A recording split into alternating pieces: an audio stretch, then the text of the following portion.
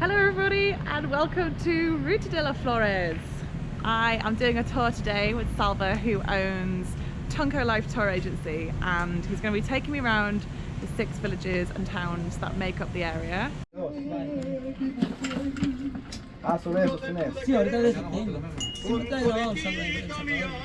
is a little kiss for you. Oh, This is called capirucho. Capirucho. Yeah, and this is how you play it.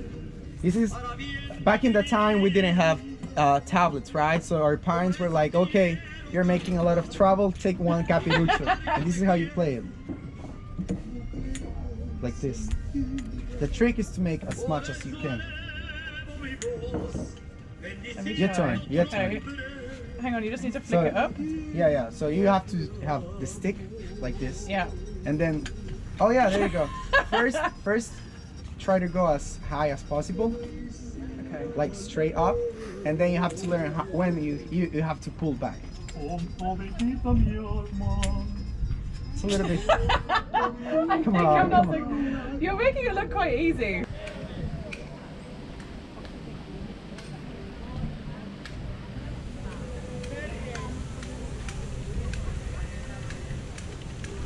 Va a comprar todo, dice.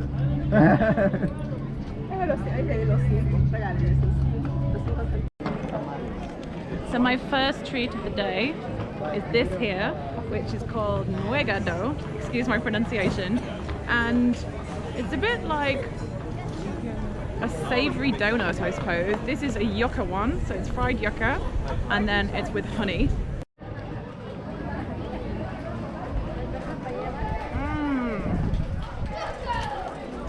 Oh, it tastes naughty. I know that's not good for me, but that's so delicious. So this area is particularly famous for its night market, but I'm here about 10 o'clock in the morning, and the market here is still going pretty much full swing.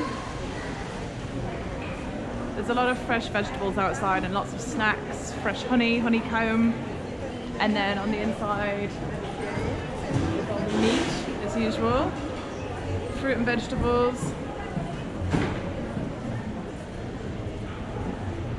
Lots of smiling people.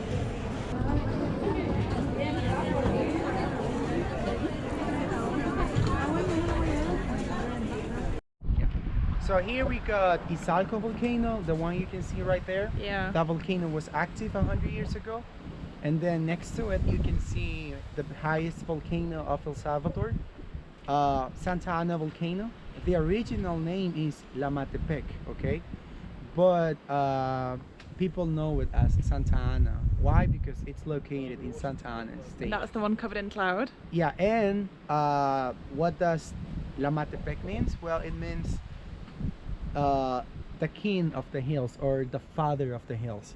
So I wonder how native people knew that that was the highest volcano in the country. It's amazing. One hell of a view, isn't it? It's amazing. Once you get to the top, the view, you can see the crater. It's green inside. Amazing.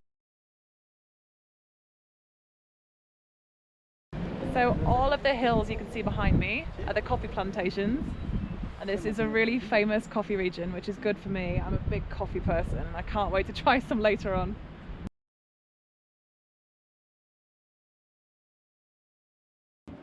So we're on our way to a maze, or labyrinth as they call it, and this is the entrance. It's so pretty, it feels like something from Hobbiton. It smells amazing as well, it's such a floral smell. So yeah. Oh, this way. This is where we're going to go now. Oh, nice. So make sure that you memorize it. I try to remember which way to go now.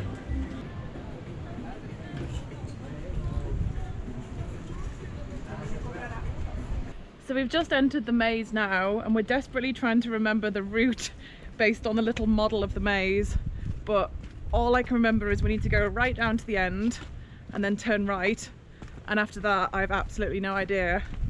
And we were just saying that we probably should have brought our drone with us, and then we could have cheated. So it's not actually particularly big, but it is quite difficult to find which way to go. I guess that's the whole point of the maze. And you can hear people on the other side of the hedges, equally as lost as we are. I've got a good idea. What? Ah, don't do it, don't do it.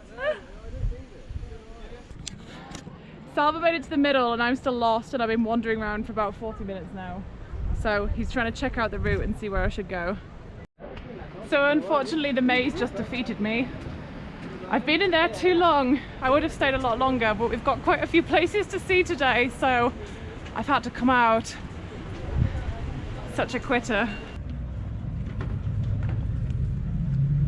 So we've just arrived in Ataco, which is one of the prettiest towns in the area, and it's a place that I've been looking forward to visiting for quite a while. It's really colourful, and there's cobbled streets with all the flags above, so it looks so pretty.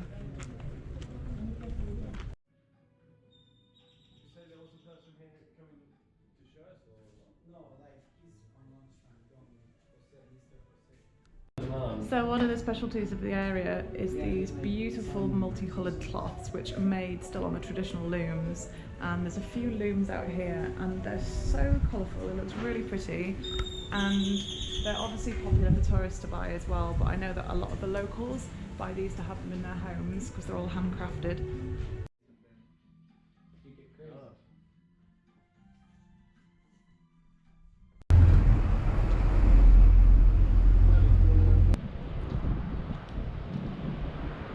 So I've come to the El Carmen estate, which is the top coffee plantation in Ataco, and you can come here and not only taste the coffee but also learn about the process. We are at 1300 meters above sea level, and this is one of the reasons why we can produce a good quality coffee in this area.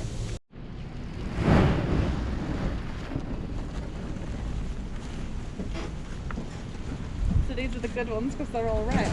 Yeah, this is a gourmet quality. Yeah, perfect quality. Oh yeah, okay. Oh, it's heavy. Oh my god, I'm gonna slip over.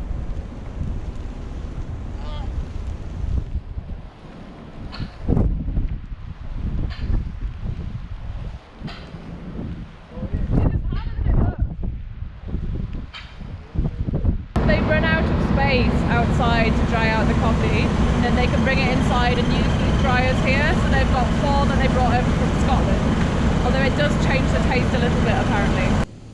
Coffee is always separated by the farm, then you can see the identification.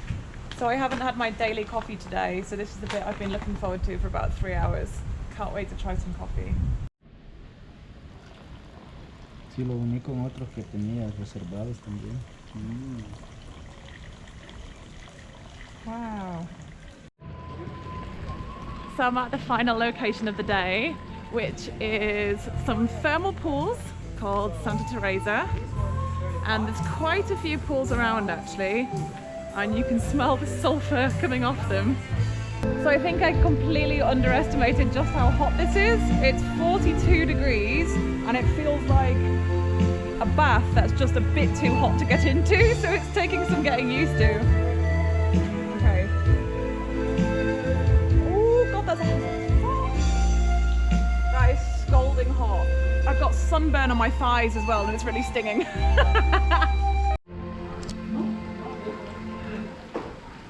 I think I'm a bit more used to it now. It's actually quite pleasant once you get in.